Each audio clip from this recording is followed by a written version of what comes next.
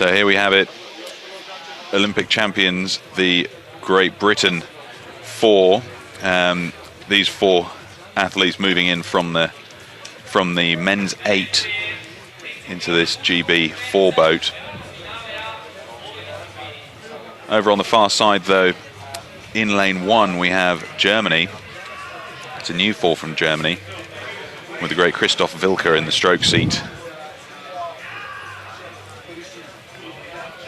Nice beauty shots of the Sava course on a Sunday in Belgrade. There we go. There's the Germans. Christoph Wilker on the right of your picture in the stroke seat, moving in from the previously undefeated German 8. The Olympic 4 years. Yeah, the Olympic champion might come back into it. Trials later in Cologne after the second World Cup in Aiguebelette. This is the Italians in lane 2. Here we have the GB4 over in lane 3. So high expectations on them in this race, considering the performances that they set down in the semis yesterday. Over in lane 4, the Greeks, another new combination from Greece, but with a previous European champion in the 3 seat from 2012, Georgios Zalis. Certainly got the right experience in the boat to make this work. The current World Championship boat from the Netherlands in lane 5, with one slight change. We've got Olivier Siegelaar in the 2 seat rather than Guy Hendricks from the World Champs last year.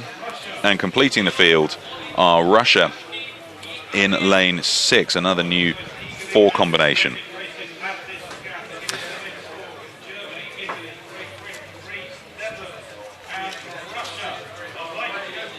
Yeah, I think the Italians were the first to get away on that stroke, but they won't lead for long. The British 4, there we see Andrew Triggs-Hodge, the blonde-haired stroke man. They really move out well from about 100 metres, and will probably lead by about half, 2/3 of a length at the 500-metre mark. Be interesting to see, where they are, 123 or 124 through that mark. Well, they're the talk of the boat park at the moment, but here we're riding with the Greeks.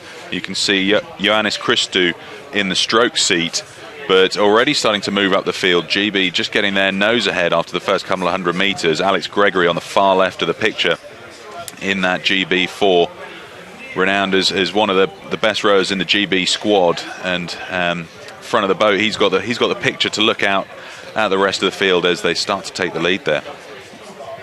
Yeah, great shot of the crews working together. You can just see the British edging out of the top. This closest to you is the Russian boat, part of Mike Spracklin's new squad, and he's done a fantastic job to get that Russian crew in the final.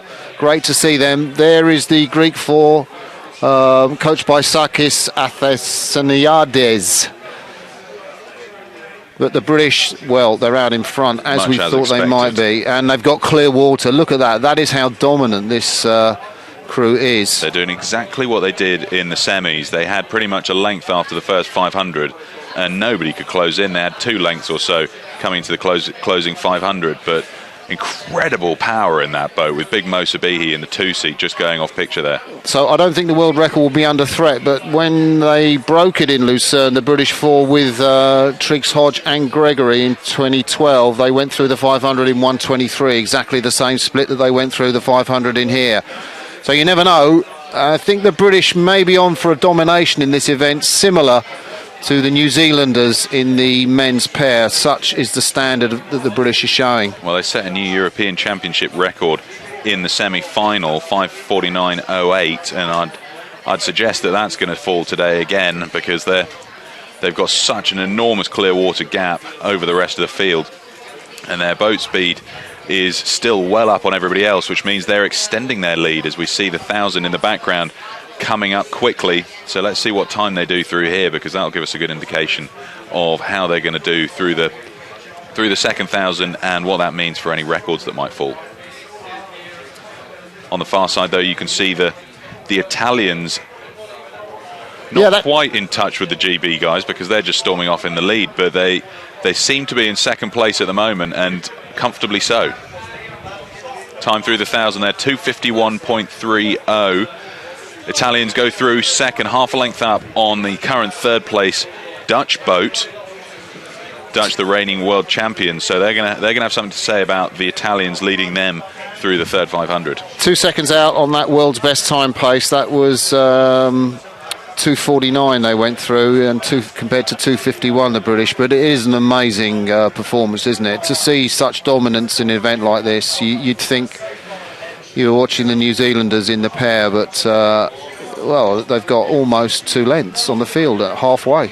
Utter dominance, that, isn't it? I mean, the Italians doing particularly well though here. They've extended their half-length lead up on the Greeks and the Dutch, and they don't show any signs of slowing here. Worth talking with the tall lad rowing in the 2-seat in the British crew. You can see at the top of your screen Mo Sabihi really come onto the scene in Britain a few years back, but now probably one of the top bowsider in the British squad, and he's made that his own. He's challenging Andrew Triggs-Hodge on his ergometer scores, and Mo Sabihi is probably, well, replaced Pete Reed, I guess, and as the top bowsider in the British team. So well, here they are again, and I was chatting to the Portuguese representative at the Nations dinner last night, and the GB squad have just been training in Avige out in Portugal, and he said that when you put Gregory and Sabihi in a pair, they go off like a rocket. Fastest pair out on the lake, but going through 1500, 4:19.35, and starting to move up the field now. The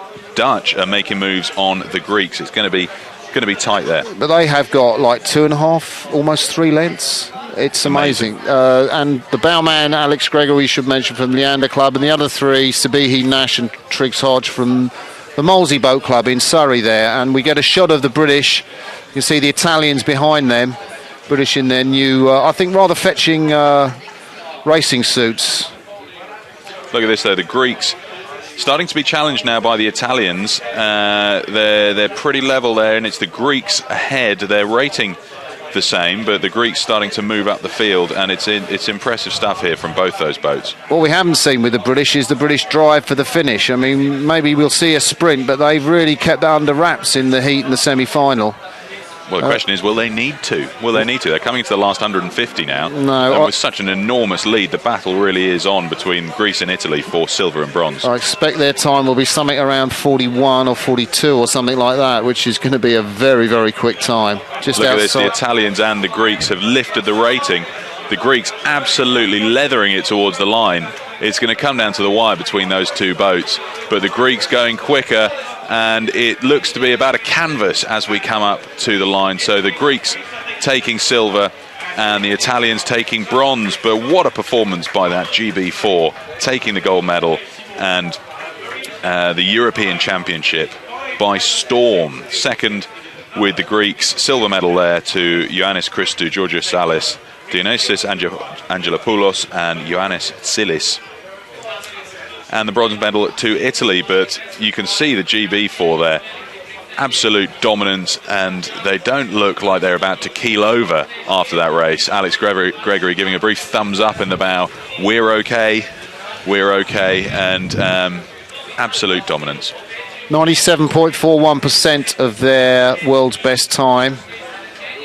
And I would have expected that to be a little higher, almost up at 98%, I think, in terms of the dominance of their performance. 9 seconds off that mark set in Lucerne in 2012. Fantastic result for the Greeks. So clearly some room to move and get closer to that World Championship record. I'm sure some of the Aussie fours who competed out in Sydney are furiously calculating what that means for them, as they're not able to compete here at the European Championships. But we saw some impressive fours racing at the Sydney World Cup earlier in the year, and they'll be keen to see what that GB time means in comparison to their performances.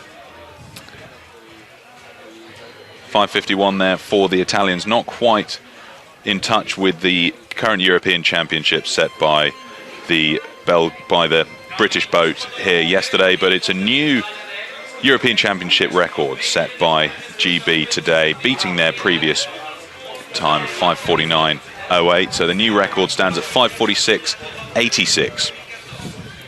Look at the repeat of this start here. It's evident right from the get-go that GB mean business as they move out to nearly half a length in the early stages. Such strong racing from these British four athletes.